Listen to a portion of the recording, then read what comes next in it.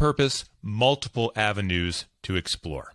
That's the challenge when it comes to operating the Ohio State Reformatory. You've got the Shawshank Redemption, you've got haunted, you've got concerts. Which direction do you go? That requires purpose, and it takes a lot of pressure. Dan Smith is next.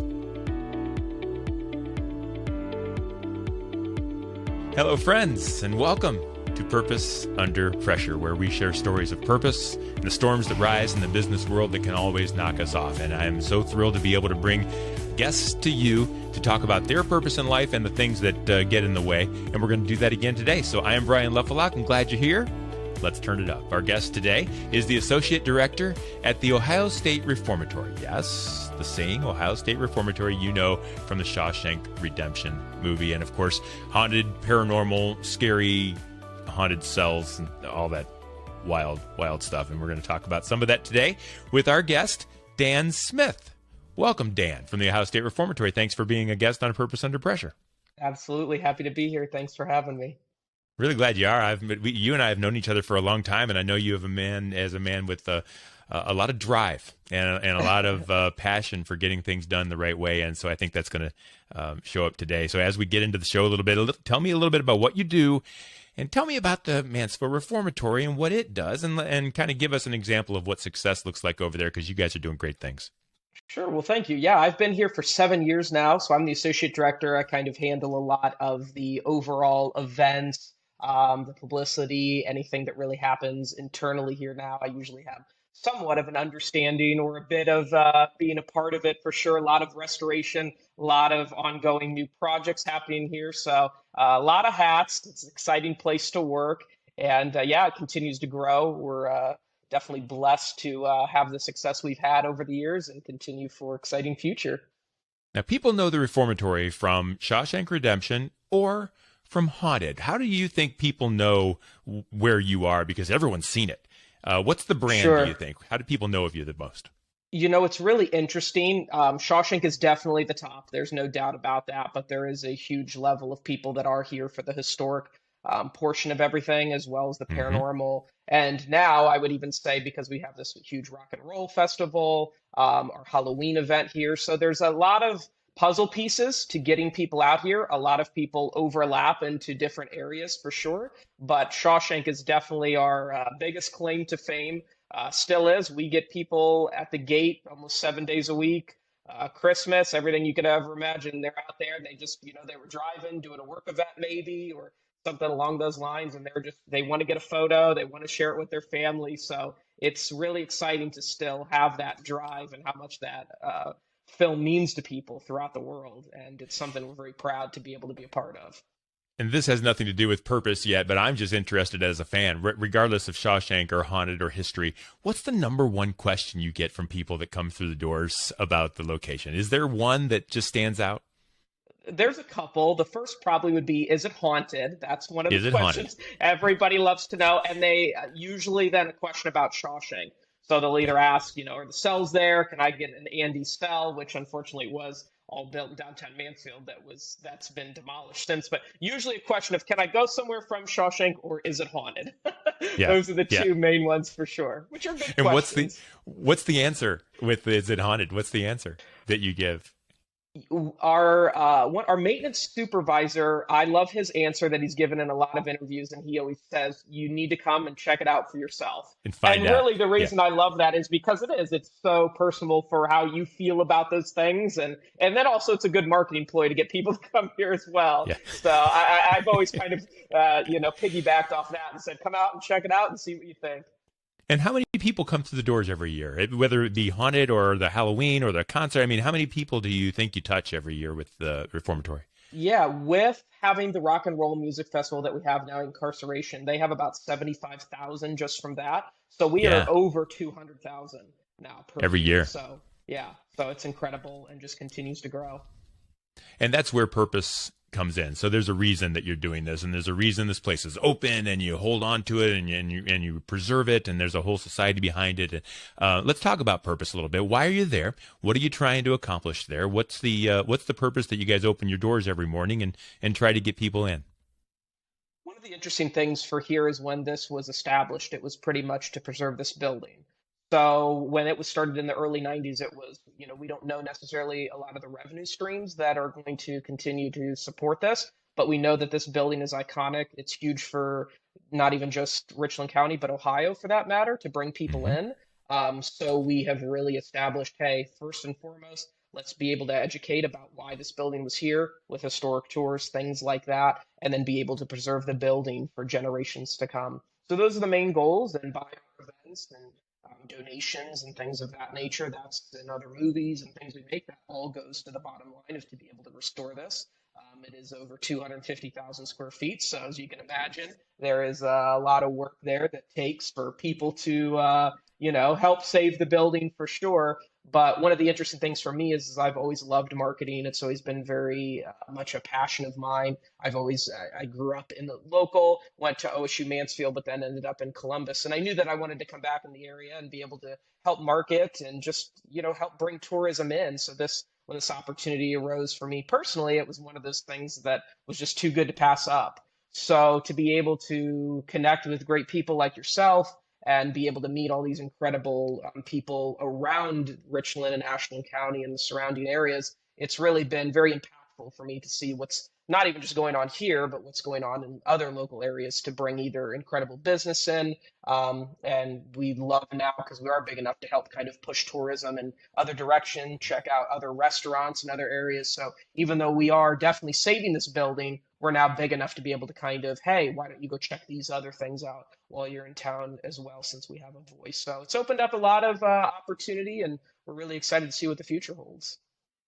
And let's talk about that, because that's what this is all about. The purpose behind what you do and what you're trying to accomplish is to maintain the history of this building and to provide this for so many people for so many different reasons. And yet, travel and tourism and entertainment is a crowded world, right? People have a Sure. lot of choices, and so I'm interested. What gets in the way? What are the storms that come along the way that kind of force you to rethink things or do things different? Or give me some examples of when things get trying when you're trying to fill those doors and fill those plates. Yeah, a lot of the interesting things out here is we've noticed that we can get people in the doors fairly easy for the first time, but since there are so many ways, we want them to come back for other things.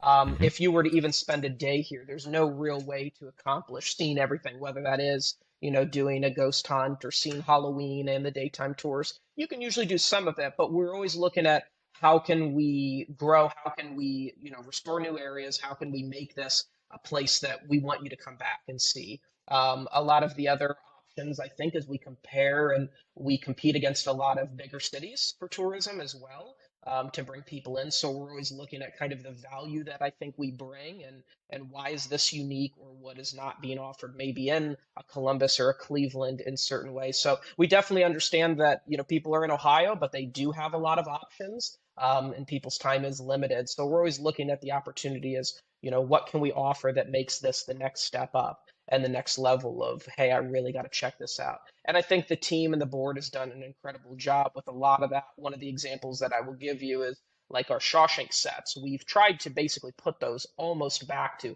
how they were in the movies. Now there's a lot, obviously, the props and things that we don't have, but we've tried to get to the point that we let people go in there. We let them interact with it. We let them sit there in the same seats in the areas that Andy and Tim did in the movie. And we look at, in certain museums or tourism destinations, that's not something you get to do. Sometimes it's behind a wall or, there's something where you can't get in. So we really try to make it an experience that you're going to tell your friends, you're going to be able to put it on your social media channels and really explore it. So we know there is a lot of places to check out for sure, but we're always trying to show why this is definitely one of the best.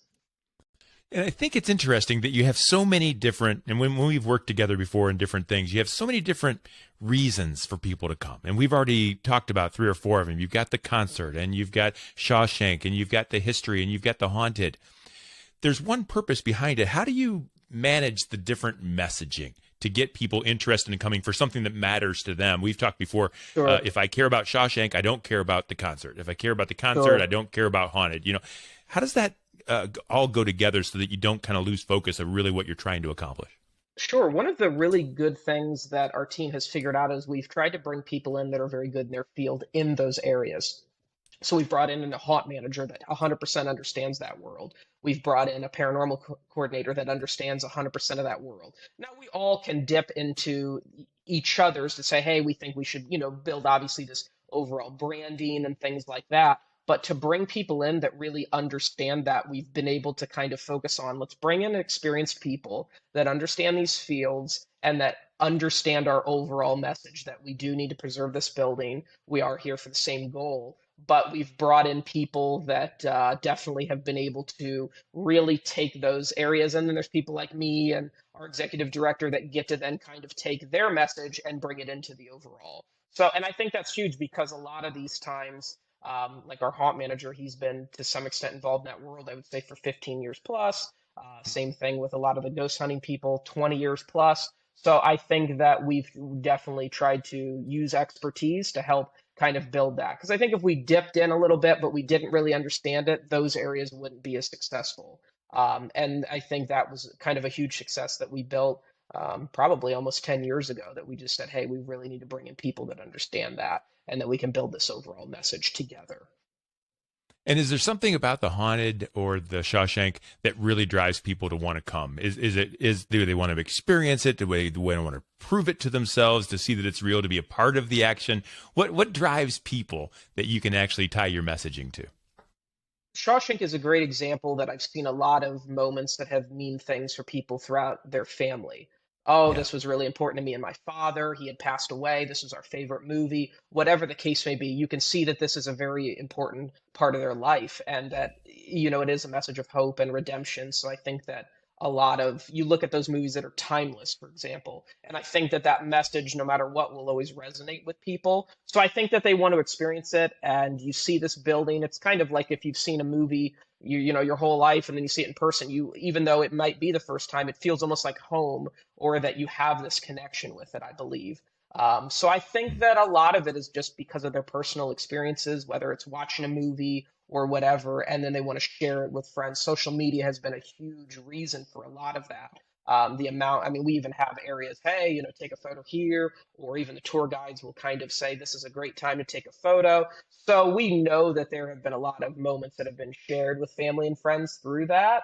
And we 100% embrace that. So we understand that, we need those tourism dollars. We need people to be here. And that was always a very important thing, that if we can make their experience better, we're all about that. So. Say on the rule, only decision makers can get other people to make decisions. Each and every day, we have a decision to make. Also, when we're with buyers in our sales process, we have a decision to make how we're going to lead that interaction. And if I'm somebody that can make daily commitments and keep those daily commitments, then when I'm with buyers, I expect them to make commitments and keep those commitments to me throughout that sales process. So first and foremost, I have to have a decided heart in order to lead other people to make the decisions that I'm expecting them to make.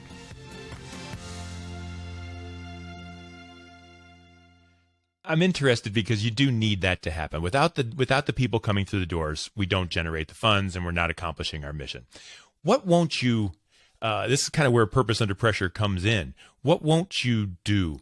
Where will you draw the line when it comes to bringing people in? I'm sure you've had ideas. Hey, let's try this. Let's try this. Let's try this. What won't you sacrifice when it comes to the purpose, the brand of the Ohio State Reformatory, just to sell a ticket? Sure. One of the interesting things for me is I handle a lot of the media productions, so the film productions that come in here. We've been offered, decent income streams before, but hey, we need to cut your floor out. Or, well, and this was before my time, but it was a big superhero movie. Hey, we'd love to film here, but we need to blow out one of your walls. And we'll replace it. Well, you can't replace it. I mean, you can, but it'll never look like it did 130 plus years ago.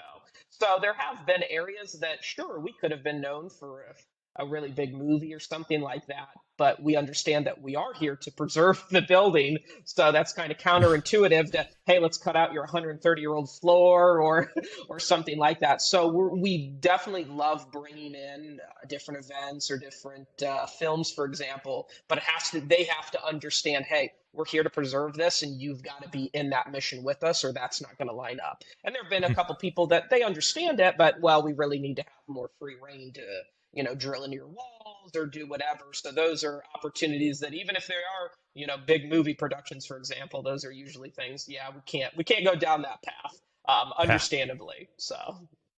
What about the haunted world? Does anybody ever want to do anything and maybe pay you big bucks to do it, and you're just like, no, that's just not going to work? Not as much on there No? yet. If there is, I haven't heard too much about it. The haunted is a little easier for it, but yeah, I mean, people do bring up kind of bizarre ideas of different events they want to do in the haunted world, and luckily our paranormal coordinator and manager is pretty good at saying, no, I don't think we're going to do that. So again, if they can understand, listen, this is cool to explore, but we can't be doing anything too crazy that we could, ruin the building or hurt anything. That's for sure. Yeah, or unrest any spirits that just don't want to be. So a lot of people want to do those things up and see how far they can push it, and we're like, no, that's okay. Yeah. This is a family-friendly place. Good. That's important to know. So tell me about some times, because I know how important it is to sell the tickets. Tell me about some times when it was tough to get the tickets, to get the revenue generated, and how did you overcome some of those obstacles? So 2015, the fall of 2015 is when I started here. And it was pretty self-explanatory on, hey, here's the events we have. This is how a typical year goes. And it went very well. Our executive director and our board had really led this into this kind of great decade of where we were moving forward to. When 2020 hit and everything that happened with that, it was the first time that I saw out here, wow, this is an incredible building, even with Shawshank, even with everything that we're known for. But if people don't come through this door, and if the world stops, we have to still find new ways to continue to build revenue, because we still have electric bills and we still have huge heating bills to keep this building safe. I bet. So that was one of those things that we learned and that I got to see firsthand of, how do we create virtual events, virtual tours, things of this nature, digital content to create people, to keep them involved, but maybe for whatever reason they're not accessible. And that was nice, because I used to think, okay, well, you needed to be able to travel here to experience this. Well, what if you don't?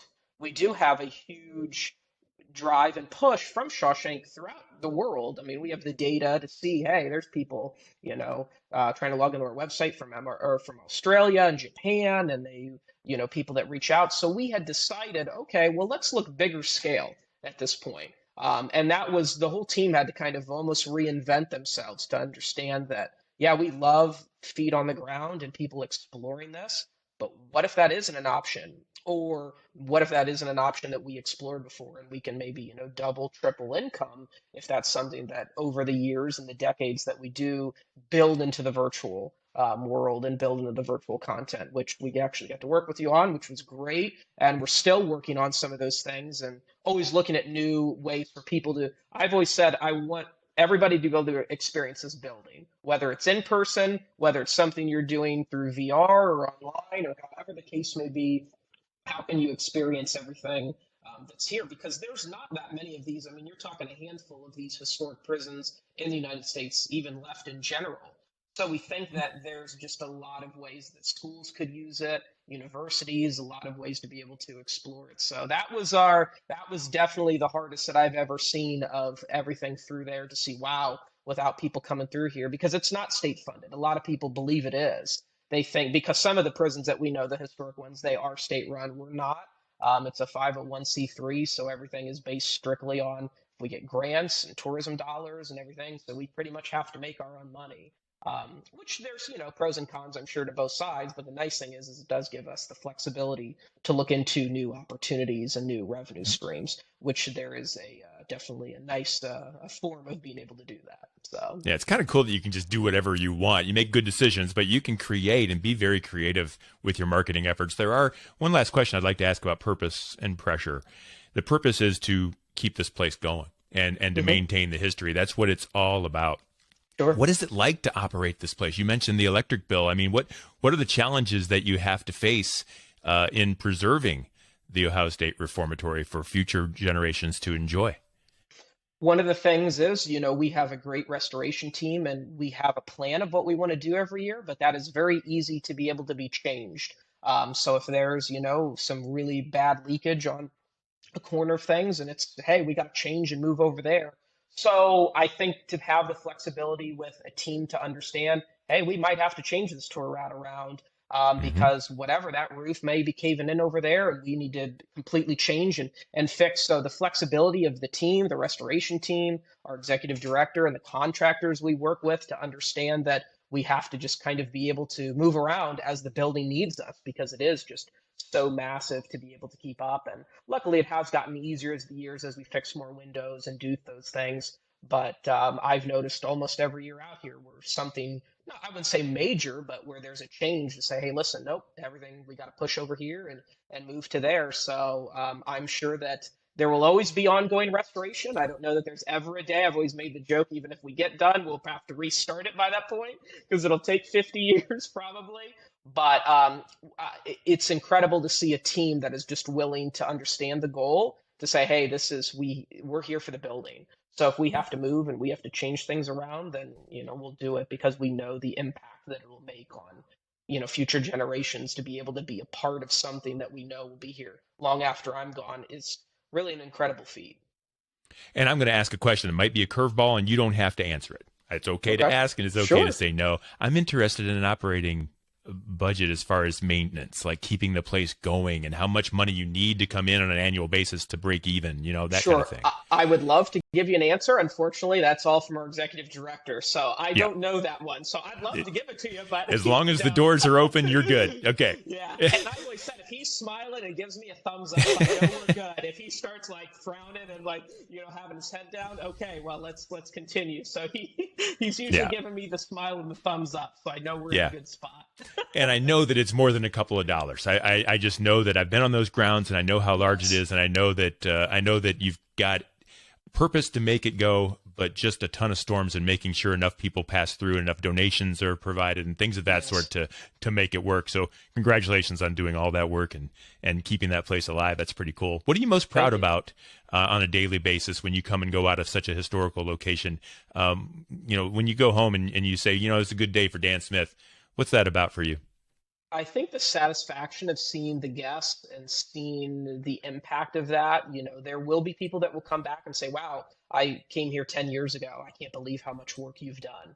We just got brand new elevators in through the entire administrative wing, and we've never had that for guests. So 25 years plus, we've never had that. And we posted that on social, and people saying, hey, I'm going to be able to now bring my grandmother there to be able to see this. So there's always those stories. There's always those moments that people are thankful for us, which is always very interesting for me, but they do have that connection here. So whatever that case may be, to see that they're thankful that we're working and preserving this, and just their happiness to be able to experience Shawshank and, school groups to get to come in, and it gives them something different to do. And that's always the things that I go home with of, wow, this is really something to be thankful for.